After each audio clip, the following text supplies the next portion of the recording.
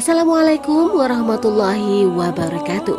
Dalam perang ini ada satu kisah heroik yang menjadi penyebab terbunuhnya Abu Jahal.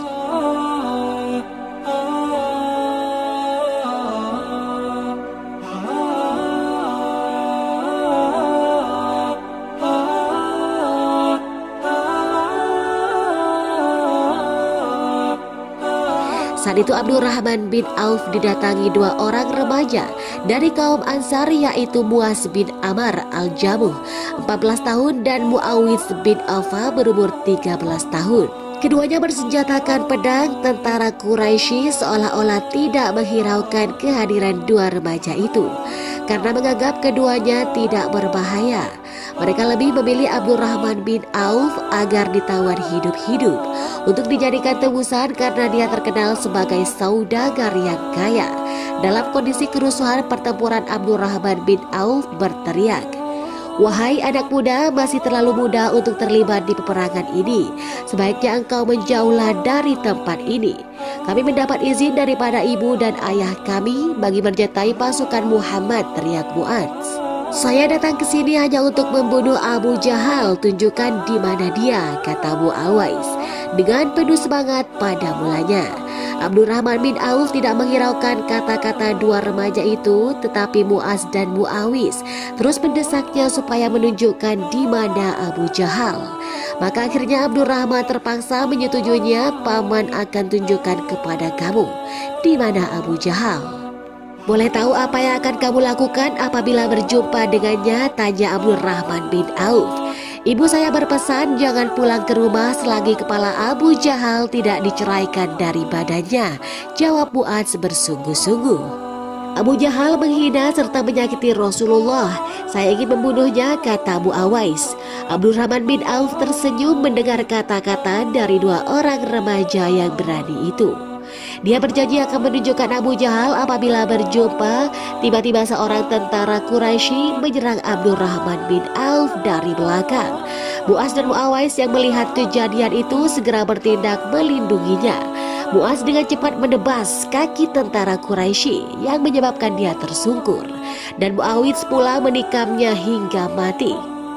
Melihat itu Abdurrahman bin Auf merasa kagum dengan kehidupan dua remaja itu.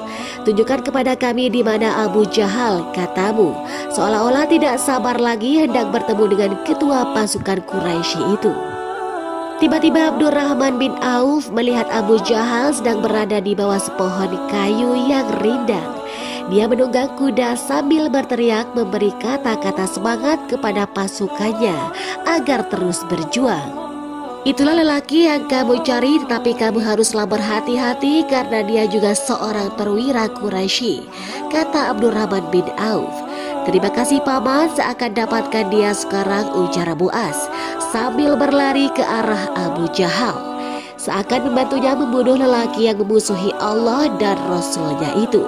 Kata Muawidz juga berhati-hati karena dia dilindungi oleh pasukan Quraisy. Pesan Abdurrahman bin Auf, dia sendiri tidak dapat membantu karena sedang berhadapan dengan tentara Quraisy yang menyerangnya. Muaz dan Muawis terus berlari ke arah Abu Jahal yang masih berada di atas kudanya. Mereka berlari tanpa menghiraukan keselamatan mereka. Ketika itu Abu Jahal tidak menyadari kedatangan dua remaja tersebut. Muaz tiba lebih dahulu. Dia tidak mencapai menebas kaki Abu Jahal. Maka yang ia tebas adalah kaki kanan kuda yang dinaiki Abu Jahal. Seketika itu kuda tersebut jatuh tersungkur. Abu Jahal pun tersungkur. Dia marah sekali sambil menahan sakitnya akibat jatuh dari kuda.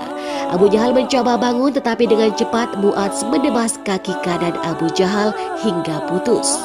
Muawidz yang menyusul memukul pula kepala Abu Jahal hingga dia teramat sakit. Ikrimah, anak Abu Jahal yang turut berada di situ, segera menolong dan melindungi bapaknya.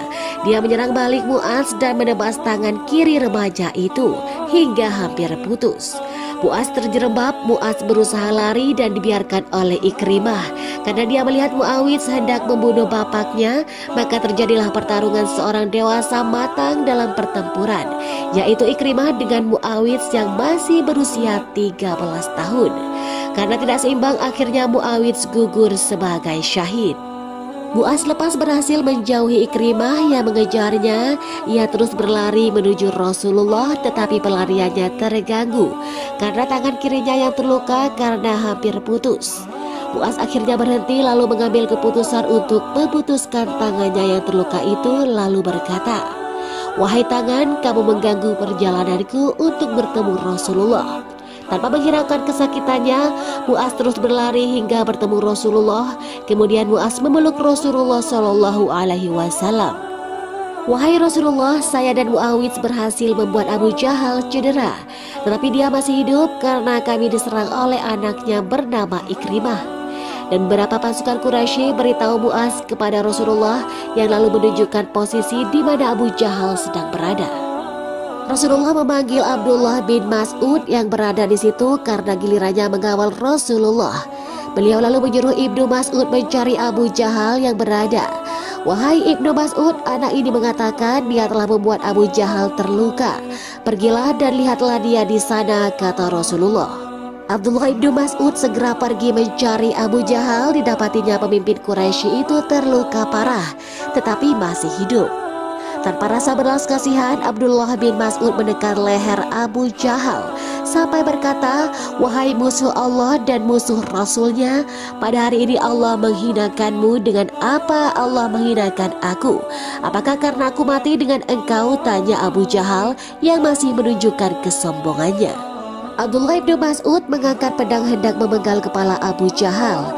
Tetapi Abu Jahal berujar, "Sebelum engkau membunuh aku, beritahu dahulu pihak mana yang memenangi pertempuran ini. Milik siapakah kemenangan hari ini?" "Pasukan Quraisy kalah. Kemenangan itu milik Allah dan Rasulnya," jawab Abdullah bin Mas'ud. "Anda bohong, wahai pengembala kambing," kata Abu Jahal. Dia masih menunjukkan angkuhnya walau situasi sedang kritis. Tanpa ada sela waktu, pedang Abdullah bin Mas'ud menebas kepala Abu Jahal. Berita terbunuhnya Abu Jahal dengan cepat disampaikan kepada pasukan Islam. Mereka menjadi semakin membara dan semangat. Tetapi di pihak lain, berita kematian itu meluluhkan semangat pasukan Quraisy. Semoga kisah ini bermanfaat. Wallahu a'lam bishawab. Wassalamualaikum warahmatullahi wabarakatuh.